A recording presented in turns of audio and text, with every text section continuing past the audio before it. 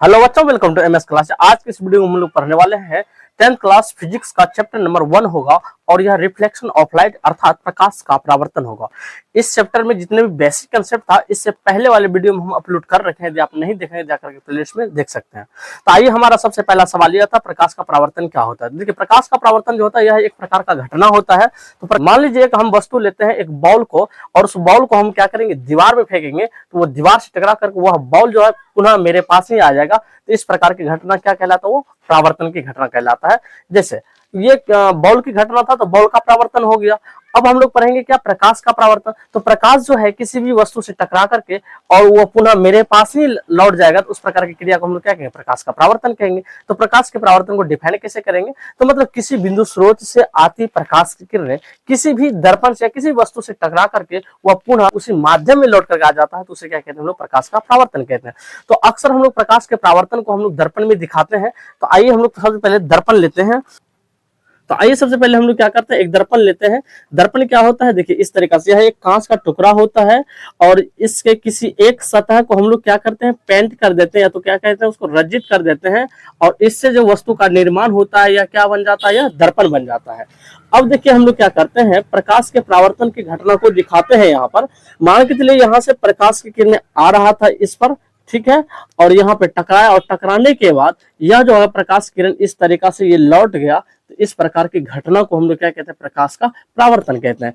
तो प्रकाश के परावर्तन को जानने से ज्यादा इंपॉर्टेंट है इसके नियम। तो प्रकाश के परावर्तन के कितने नियम होते हैं, अक्सर एग्जाम में पूछते रहता है। इसका 2 नियम होता है, और जब भी प्रकाश का परावर्तन होता है तो कुछ नियमों का पालन करते हुए ये होता है। तो आइए हम लोग सबसे पहले उन नियमों को देखते हैं। तो देखिए, अब प्रकाश के परावर्तन के नियम को हम लोग जानते हैं, ठीक है।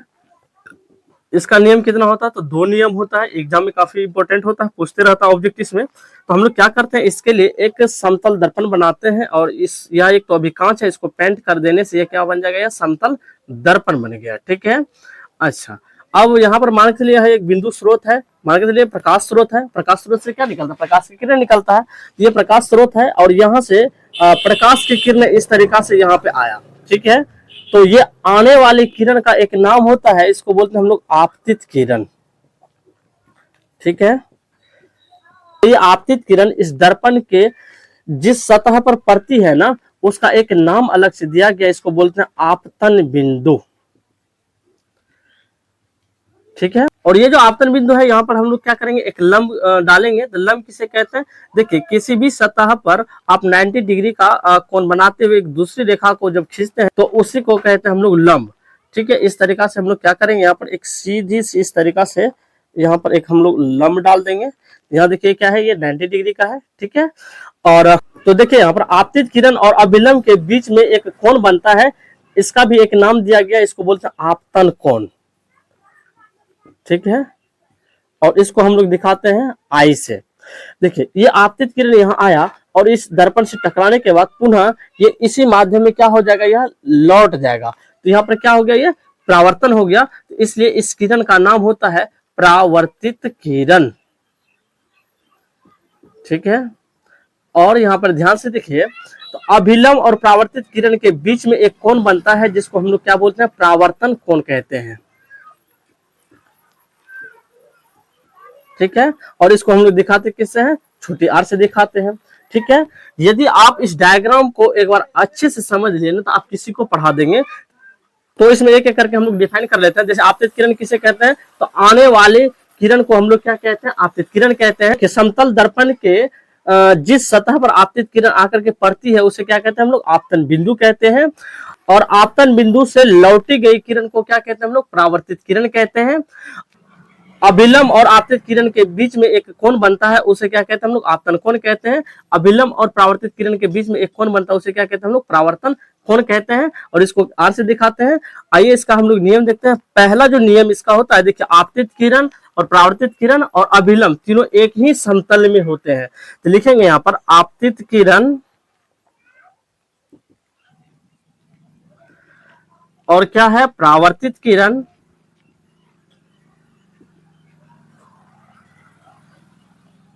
तथा अभिलंब तीनों एक ही समतल में होते हैं। ये हो गया पहला नियम। इसका दूसरा नियम क्या होता है? देखिए, आपतन कोण और परावर्तन कोण एक दूसरे का क्या होता है? ये बराबर होता है। यहाँ पे लिख सकते हैं कोण आई बराबर क्या हो जाएगा यहाँ पर? कोण आर। मतलब आपतन कोण अर्थात लिख सकते हैं आपतन कोण ये इक्वल होता है किसका? ये परावर्तन कोण का। तो उम्मीद करता हूं आपको ये समझ में आ गया होगा। तो आप इसका एक स्क्रीनशॉट लीजिए और देखते हैं हमारा अगला टॉपिक क्या है। हमारा जो अगला टॉपिक होगा, समतल दर्पण पर प्रतिबिंब का निर्माण कैसे होता है, उन चीजों को देखते हैं। आइए हम लोग क्या करते हैं, सबसे पहले यहाँ पर एक समतल दर्पण बना लेते हैं इस तरीका से, ठीक है। और इस समतल दर्पण पर क्या करते हैं, किसी भी बिंदु स्रोत से यानी प्रकाश के स्रोत से यहाँ से प्रकाश की किरणें हम लोग इस दर्पण पर इस तरीका से आता है, ठीक है। इसको थोड़ा सा और बड़ा कर लेते हैं हम लोग इस तरीका से। देखिए, ये जो बिंदु स्रोत है इससे बहुत सारा प्रकाश किरण निकल रहा है, इधर भी निकल रहा है, इधर भी निकल रहा है, और इधर भी निकल रहा है, और इधर भी प्रकाश किरण निकल रहा है, और इधर भी तो प्रकाश किरण निकल रहा होगा ना। ये प्रकाश की किरण इस पर आता है समतल दर्पण के सतह पर, और यहाँ पर टकराता है, और टकराने के बाद यहाँ पर क्या होता है, और यहाँ पर परावर्तन हो जाता है, ठीक है। ये जो होता है ये आपतन बिंदु कहलाता है। और इस आपतन बिंदु पर हम लोग क्या करते हैं, एक लंब डालते हैं इस तरीका से, सीधा लंब डालेंगे हम लोग, ठीक है। ये क्या कहलाएगा, ये अभिलंब कहलाएगा, ठीक है। यहाँ से आया था, ये आपतित किरण हुआ, और ये कौन सा किरण हो गया, परावर्तित किरण। ये क्या हो गया, ये अभिलंब हो गया, ठीक है। हम लोग क्या पढ़ रहे हैं, प्रतिबिंब का निर्माण। तो देखिए, सबसे पहले सवाल यह था प्रतिबिंब कहते किसे हैं। प्रतिबिंब जो होता है वो दो प्रकार का होता है, एक हो जाता है वास्तविक, दूसरा क्या हो जाता है, काल्पनिक प्रतिबिंब। तो प्रतिबिंब जो होता है वो दो प्रकार का होता है, हम लोग यहाँ पे लिखते हैं प्रतिबिंब दो प्रकार का होता है। एक हो जाता है काल्पनिक प्रतिबिंब और एक हो जाता है वास्तविक प्रतिबिंब, ठीक है। तो काल्पनिक प्रतिबिंब किसे कहते हैं, देखिए, किसी बिंदु स्रोत से आती प्रकाश किरणें किसी दर्पण से टकराने के बाद एक दूसरे को ऐसा लगता है कि काटती हुई नजर आती है, तो उसे क्या कहते हैं हम लोग, काल्पनिक प्रतिबिंब कहते हैं। वास्तविक प्रतिबिंब किसे कहते हैं, किसी बिंदु स्रोत से आती प्रकाश किरणें दर्पण से परावर्तन होने के बाद एक दूसरे को सच में काटती है, उसे क्या कहते हैं हम लोग, वास्तविक प्रतिबिंब कहते हैं। तो देखिए, प्रतिबिंब का निर्माण करने के लिए हम लोगों को दो किरण की आवश्यकता होता है। जहाँ देखिए लाखों किरण निकल रहा है, इससे हमको कोई मतलब नहीं है। हम लोग क्या करते हैं, एक किरण इस तरीका से हम लोग इस समतल दर्पण पर इस पर गिराते हैं इस तरीका से, ठीक है। तो देखिए, तो और बाकी की किरणें को हम मिटा रहे हैं, ये अच्छा नहीं लगता देखने में। तो देखिए, ये प्रकाश किरण इस तरीका से आया, और जो प्रकाश की किरण 90 डिग्री का कोण बनाते हुए आता है, तो दर्पण से टकराने के बाद पुनः इसी पथ से वो क्या हो जाता है, ये वापस लौट जाता है इस तरीका से। तो यहाँ जो आपतन कोण का मान होगा वो क्या हो जाएगा, वो शून्य हो जाएगा। जैसे देखिए, यहाँ पर इस तरीका से हम लोग लेते हैं, और यहाँ पर मान के चलिए यहाँ पर लंब है, यहाँ से प्रकाश किरण आया और दर्पण से टकराने के बाद इस तरीका से हो जाएगा, और फिर इसको मान के चलिए यहाँ पर इस तरीका से करेंगे, टकराने के बाद फिर इस तरीका से हो जाएगा।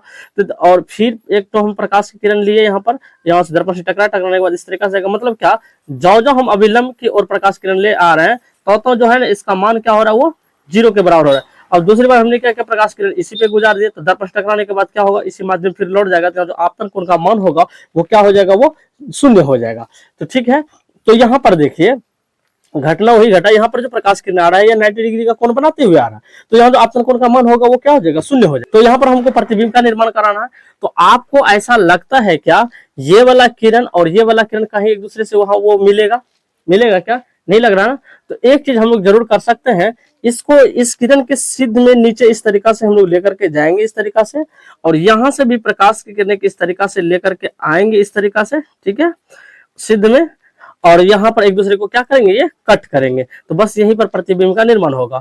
और यह जो प्रतिबिंब का निर्माण हुआ, ये क्या हुआ, यह काल्पनिक प्रतिबिंब हुआ। चूंकि यहाँ ऊपर में जो हम प्रतिबिंब देख रहे हैं, ये एक दूसरे को जब देख रहे हैं, इसको मिला रहे हैं, तो ये मिलेगा नहीं। जो आगे की ओर जाता तो ये बढ़ रहा है। तो हम लोग ऐसा अनुभव करते हैं, मतलब मानते हैं, कल्पना करते हैं, यदि इस किरण को इस दर्पण के पीछे हम लोग लेकर के आएंगे, मतलब दर्पण के जिस सतह के तरफ पेंट किए हैं उस तरफ लेकर के आएंगे, तो यहाँ पर एक दूसरे को कट करेगा। तो मतलब किसी बिंदु स्रोत से आता हुआ हमें प्रतीत हो रहा प्रकाश की किरण, तो इस प्रकार के प्रतिबिंब को हम लोग कैसा प्रतिबिंब कहेंगे, वो काल्पनिक प्रतिबिंब कहेंगे। तो एग्जाम में हमेशा हम लोगों को पूछते रहता है प्रतिबिंब की प्रकृति क्या होता है। तो इसकी प्रकृति देखिए, इसकी प्रकृति की यदि बात किया जाए, मान के चलिए ये वस्तु हो गया यहाँ से लेकर के यहाँ तक, ठीक। जब भी समतल दर्पण में प्रतिबिंब का निर्माण होता है, तो वहां पर काल्पनिक प्रतिबिंब निर्माण होता है, और दर्पण के पीछे होता है और वस्तु के सिद्ध में होता है।